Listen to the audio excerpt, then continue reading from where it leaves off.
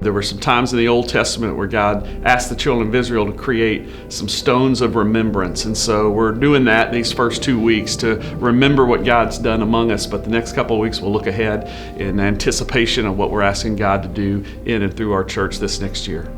When I look back at the last year of Fellowship Memphis, I see, even now, similar stones of remembrance all along the way as I remember what God has done this year. Since the last year, since August, we've been in 10 different sermon series. We've walked from Jonah through Exodus. We had a Advent series where we looked at the coming Christ. We looked at the investment life, and then we hopped into a series on David.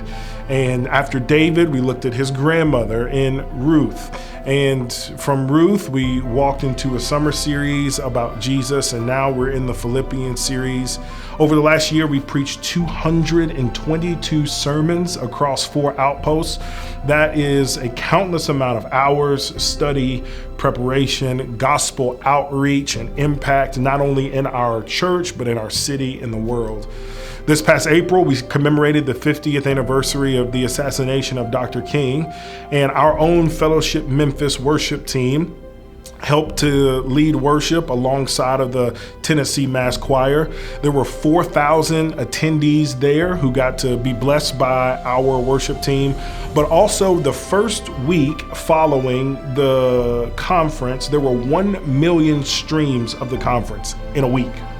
1 million. And a lot of that was shaped and given leadership from Fellowship Memphis. And when I look back at what God has done in a year, and I think about where He's taken us, I can't help but to stop and give much praise and honor and thanks to the Lord for His helping hand and for His aid along the way. And I think it would be a wonderful opportunity for us to look back at these stones of remembrance. Maybe there was a sermon that the Lord blessed you, and maybe there was a moment in the conference He blessed you. But for many of you, it was a class that I had the honor of teaching entitled Our Story Together, where about 300 of you, both in our church and in the city, came together to look at a history of race. You were involved in a Facebook group, you learned language, and much of the dialogue that has happened over the last 6 months has blown my mind when I consider what God is doing in the hearts of His people. We've even had relationships that have been reconciled because of the truth that has come out of those classes.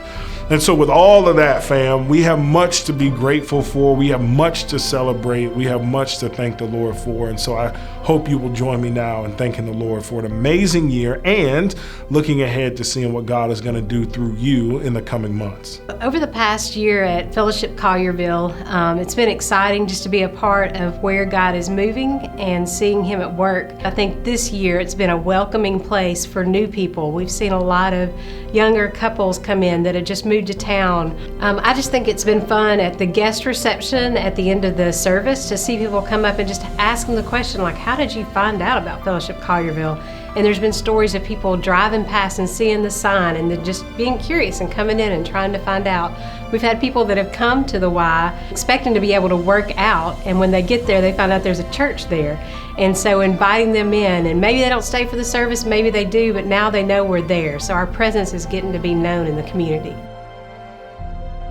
I think it's been one of the most fruitful year of our ministry, seeing over 100 students come to summer camp, seeing over 80 plus students being involved in small groups, seeing the growth that's happened during those things has been really the most fruitful year that we've had.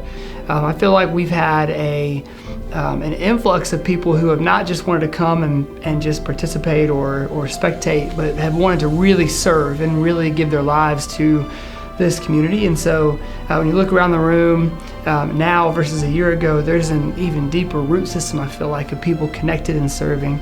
The second is just serving at the church as a whole. When I look around on Sunday mornings across really all 4 campuses, there's not one serve team in this church that there isn't a young adult serving on and really giving themselves to, which I think is amazing. I was just talking to a new friend at Germantown this week, and he was just sharing how 4 weeks at DNA groups this year had created relationships with staff, relationships with others at our church, way beyond even what he had experienced through a couple years at his former church. And he and his wife hope to get connected to a growth group this year. And so that's the kind of access and the kind of connection that we hope that newcomers will have. DNA groups have been a huge highlight for us this year.